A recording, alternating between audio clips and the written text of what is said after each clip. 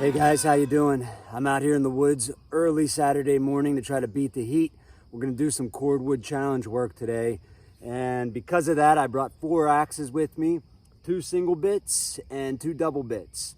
We got a short-handled Basque axe and we got a long-handled 3.5 pound HB. In the middle here, we have 2 vintage double bits. This one here is a Grand Forest Brooks cruiser axe that I hung myself, and this one here is a 3.5 pound HB that I hung myself. So yeah, less talking, more chopping. Let's get at it.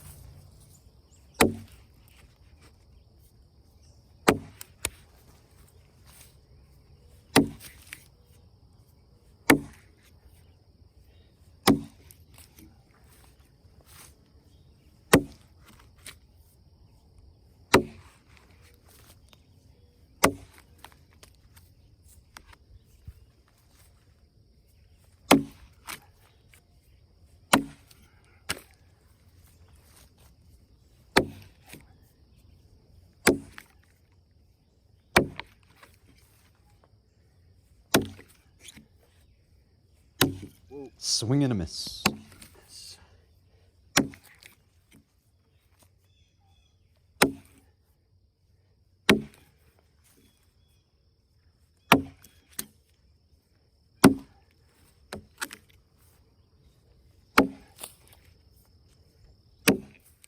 Let's really quickly talk about the mods I've made on this. I think the first thing that's clear is that I've cut off some of the handle. If you notice that there's no lanyard hole in this, that's because I've cut that bit off to make the axe a bit shorter and to get rid of the palm swell that I don't like. The other thing that I've done is take back the cheeks as much as I possibly can. I mean, I filed the cheeks down as close as they could to the head here, and then convex the edge in. So this is a convex grind. I've also thinned down the handle considerably and taken a lot of it out right here. I mean, I took this out with a bandsaw and I cut this off. All right, I'm sure it's obvious that I'm more comfortable with light axes than I am with heavy ones, but this is definitely the tool for the job. It's making short work of something this size. It also tires you out quicker. That said, I'm actually quite liking this axe now that I've made a few modifications to it, and I think you can tell that my chopping is getting cleaner as I go here.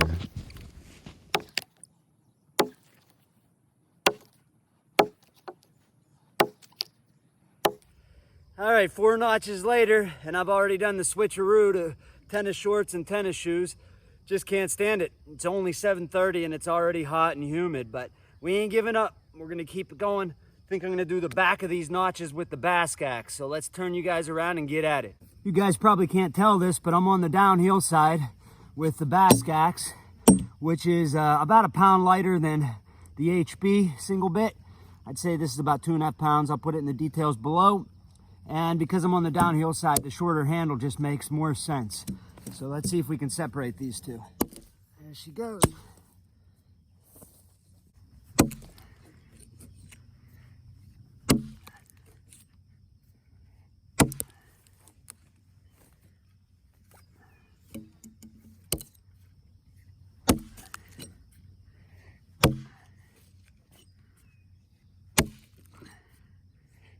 This one's more than halfway through on the front. That's why I'm not making the notch that big on the back.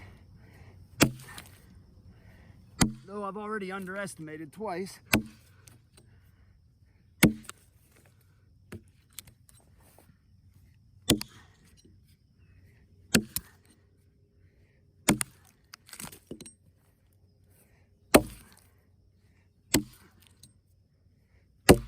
There she is.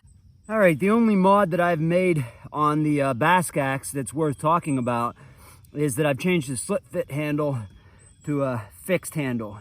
When I bought the axe, it was loose immediately and nothing I did would get it tight. So made it a slip fit. Since it's already such a thin profile, I just went ahead and put a secondary bevel on it, and it's been chopping good ever since. All right, we're gonna switch over to the double bits and let them have some fun.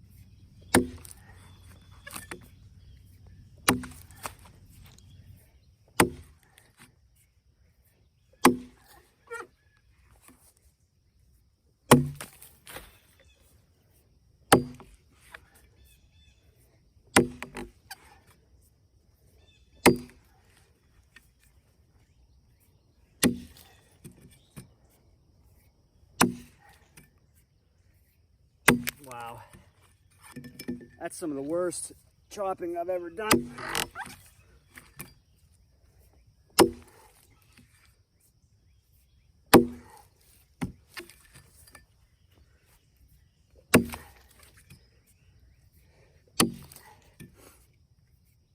Yeah, I might be selling this guy. Anybody looking for a double bit?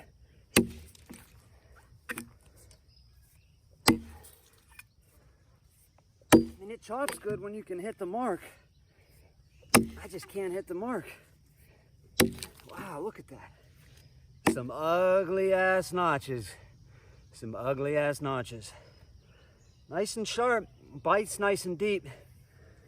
Handle just feels strange, it's long. It's got some nice flex to it. Everything's right about it other than I suck with heavy double bits with long handles, clearly. Yep, 2 notches later, I quickly abandoned the heavy double bit for the cruiser axe, which I know and love. So this is a little bit big for an axe this size, but I'm gonna give it hell anyway, and then we'll switch back to the 3.5 pound single bit for the front side. And I should say that one side of this axe is ground for chopping. It's at 18 degrees convex, and the other side is ground for splitting.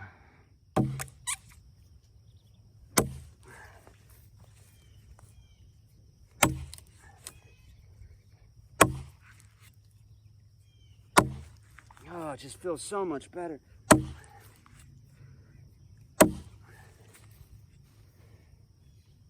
That knot does not want to let that chip go. There it is, right there. Let's see if we can get under it. You can hear the difference in the sound. Oh my.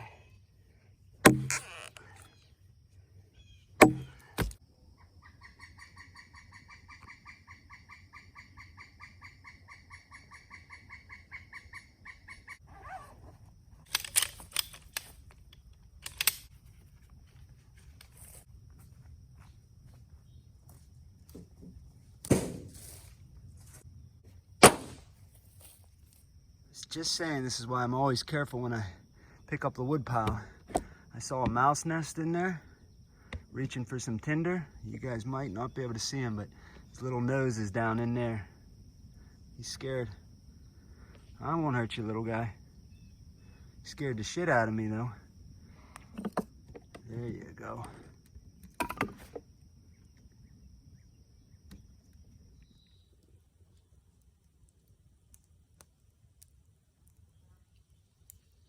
Picked a few wild blackberries on the way in. Just enough for my oatmeal.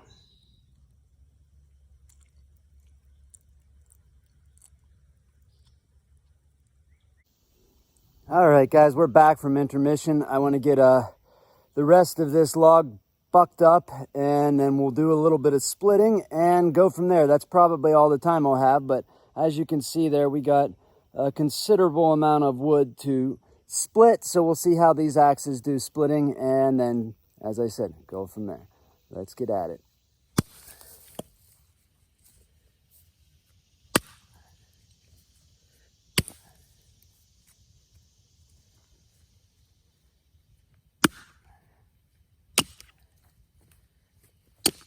Come on.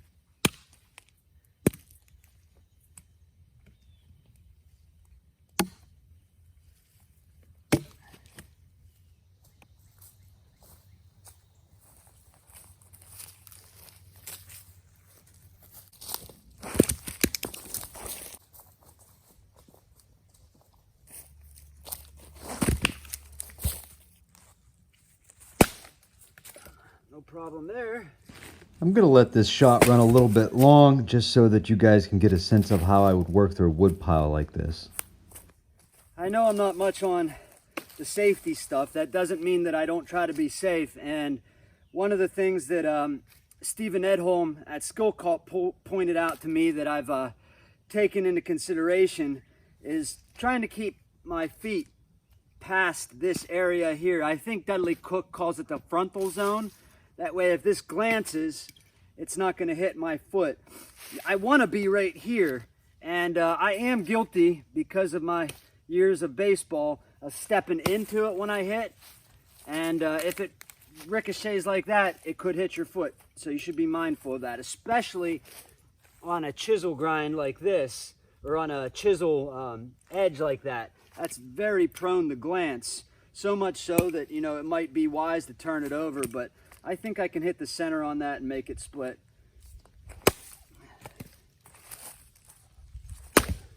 Just about.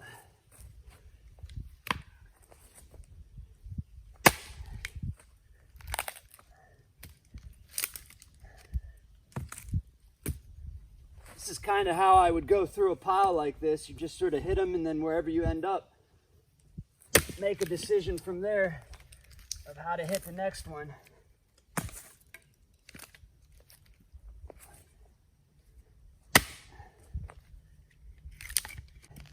Just checking for knots. Don't be afraid to touch it with your hands. I know Cook says that try to go through a wood pile without touching it with your hands, and it's good practice, but don't be so dogmatic about it. Popped. These are big rounds too. Oh yeah, that one's split. Stringy. Come on.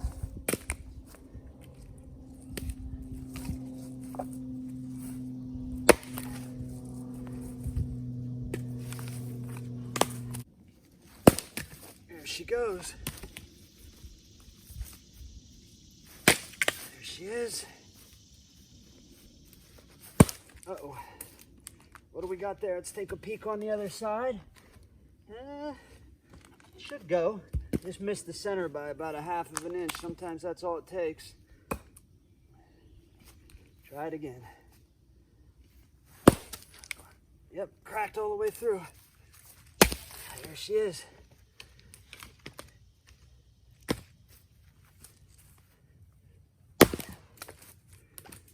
Splitting's got to be my second favorite part of processing the tree.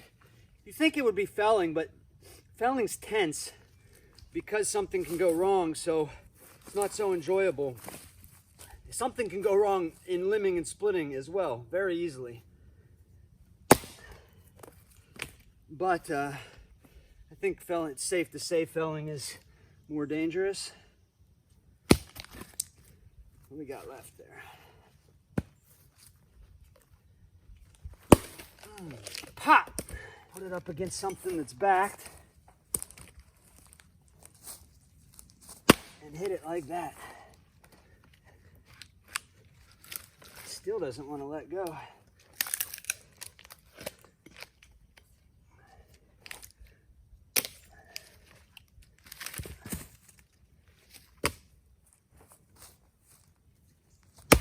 Ooh, these are some big rounds. Got a knot right there, and right here, right there, and right here. So, try chipping off something over here.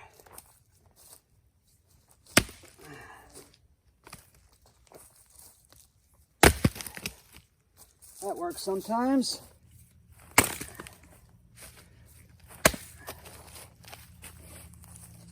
Don't be afraid to move on if one's giving you trouble.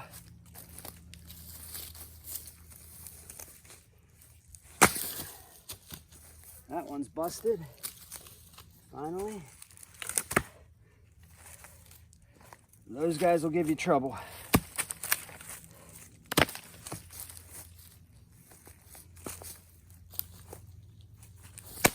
There she goes. Got 2 more rounds to hit. Let's switch over here. Oh, go ahead and give the double bit a couple swings. I don't think it's going to be a great splitter simply because of how thin the profile is, but give it a couple of swings anyway. I shaped this one up more for seasoned wood, which I don't cut very often because it sucks. All right, let's give it a go. Maybe it'll surprise me. Oh yeah, she popped one anyway.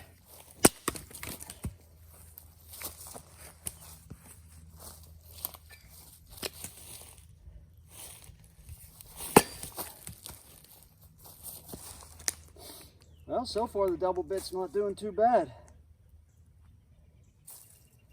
This one's got a knot right here, and it's a little bit longer than the others. So I doubt it's gonna go like that, but we'll give it hell. Tiger Woods, eat your heart out. Oh yeah. Oh yeah.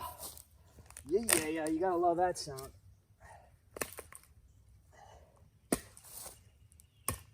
Any guys golfing fans? Think Tiger will ever win a major title again?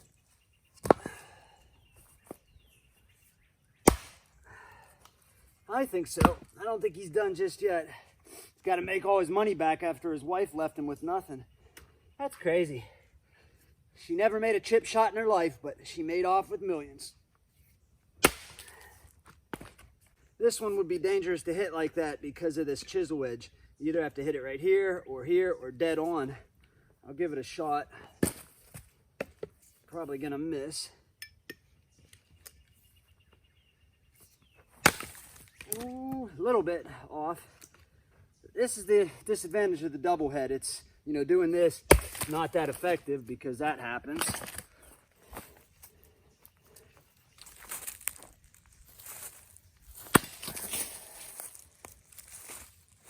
Whoa. Knocking them apart.